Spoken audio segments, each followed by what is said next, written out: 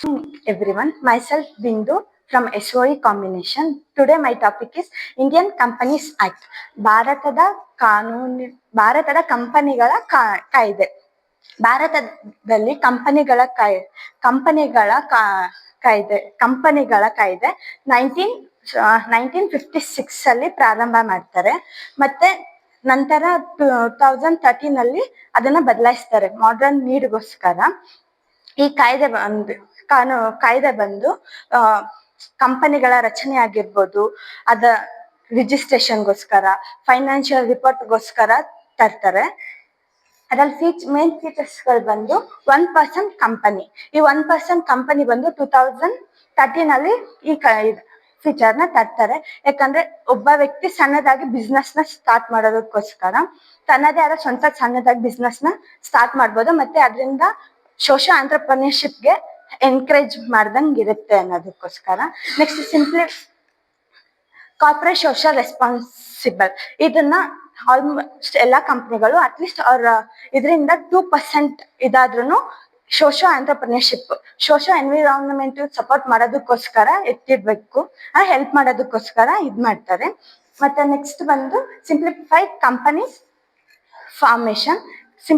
Simplified companies formation ಬಂದು ಮೊದಲೆಲ್ಲ ತುಂಬಾ ಪೇಪರ್ಸ್ ಮೂಲಕ ರಿಜಿಸ್ಟ್ರೇಷನ್ ಮಾಡ್ಬೇಕಿತ್ತು, ಅಲ್ಲೋಗಿ ಇದೆಲ್ಲ ಮಾಡೋ ತರ ಇತ್ತು. ಈಗ ಸಿಂಪ್ಲಿಫೈಡ್ ಈಸಿಯಾಗಿ ಆನ್ಲೈನ್ ಮೂಲಕ ರಿಜಿಸ್ಟ್ರೇಷನ್ ಮಾಡ್ಕೊಳ್ಳೋದನ್ನ ಈಸಿ ಮಾಡಿದ್ದಾರೆ ಅಂತಾನೆ ಹೇಳ್ಬೋದು. ಮತ್ತೆ ನೆಕ್ಸ್ಟ್ ಬಂದು protection of investor share holders. Share holders ಇರ್ತಾರಲ್ಲ, ಅವ್ರು ಇನ್ವೆಸ್ಟ್ ಮಾಡಿದಾಗ ಅವ್ರ ಹಣನ ಸೇಫ್ ಮಾಡಿ ಪ್ರೊಟೆಕ್ಷನ್ ಕೊಟ್ಟು ಅದನ್ನ ಒಳ್ಳೆ ರೀತಿಯಿಂದ ಆ ಹಣ ಬೇರೆಯವರಿಗೆ ನೀಟಾಗಿ ಇದಾಗೋ ತರ ಮಾಡಿದ್ದಾರೆ ಅಂತ ನೋಡ್ಬೋದು. Next enhance transparency.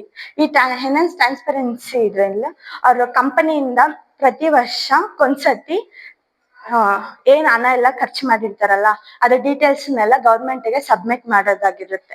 ಹಣನ ಅವ್ರು ಯಾವ ರೀತಿ ಯೂಸ್ ಮಾಡ್ಕೊಂಡಿದ್ದಾರೆ, ಎಲ್ಲೆಲ್ಲಿ ಖರ್ಚು ಮಾಡಿ ಎಷ್ಟು ಮಾಡಿದ್ದಾರೆ ಅಂತ ಡೀಟೇಲ್ಸ್ ನ ಗೌರ್ಮೆಂಟ್ಗೆ ಕೊಡ್ಬೇಕು.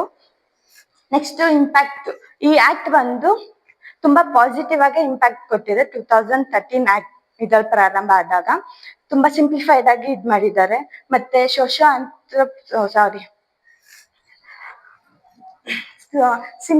ಸಪೋರ್ಟ್ ಸ್ಮಾಲ್ ಬಿಸ್ನೆಸ್ ಮತ್ತೆ ಮೀಡಿಯಂ ಬಿಸ್ನೆಸ್ಗೆ ಥ್ರೂ ಕಂಪನೀಸ್ ಮೂಲಕ ನೀವು ಕಂಪನೀಸ್ ಅವರೇ ಚಿಕ್ಕದಾಗಿ ಕೊಡೋದಾಗಿರ್ಬೋದು.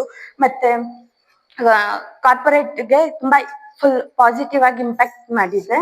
ಮತ್ತೆ ಇಂಟ್ರೊಡ್ಯೂಸ್ ಕಾರ್ಪೊರೇಟ್ ಸೋಶಿಯಲ್ ರೆಸ್ಪಾನ್ಸಿಬಿಲಿಟಿನ ಕೂಡ ಇಂಟ್ರೊಡ್ಯೂಸ್ ಮಾಡಿದ್ದಾರೆ. ಮತ್ತೆ ಇದು ಮೇನ್ ಪ್ರೋಸೆಸ್ ಏನು ಅಂದ್ರೆ, ಏನು ಕಂಪನೀಸ್ ಇದೆ ಅಲ್ಲ, ಫೇರ್ ಮತ್ತೆ ಎಫಿಷಿಯಂಟ್ ಮ್ಯಾನರ್ ಇಂದ ಎಲ್ರು ಮಾಡ್ಬೇಕು. ಮತ್ತೆ ಸೋಶಿಯಲ್ ಆಂಟ್ರಪ್ರಿನರ್ಶಿಪ್ ನ ಎನ್ಕರೇಜ್ ಮಾಡುತ್ತೆ. ಮತ್ತೆ ಪ್ರೊಟೆಕ್ಷನ್ ಆಫ್ ಮಾಡುತ್ತೆ ಅಂತ ಹೇಳ್ಬೋದು. Last the Indian companies act play virtual role in India. ಈ ಆಕ್ಟ್ ತುಂಬಾ ಇದರಿಂದ ಮಾಡಿದೆ. ಮತ್ತೆ ಬಿಸ್ನೆಸ್ ನ ಸ್ಟಾರ್ಟ್ ಮಾಡೋದ್ ಮೂಲಕ ತುಂಬಾ ಎನ್ವಿರಾನ್ಮೆಂಟಲ್ಗೆ ಹೆಲ್ಪ್ ಮಾಡಿದೆ ಅಂತ. Thank you everyone.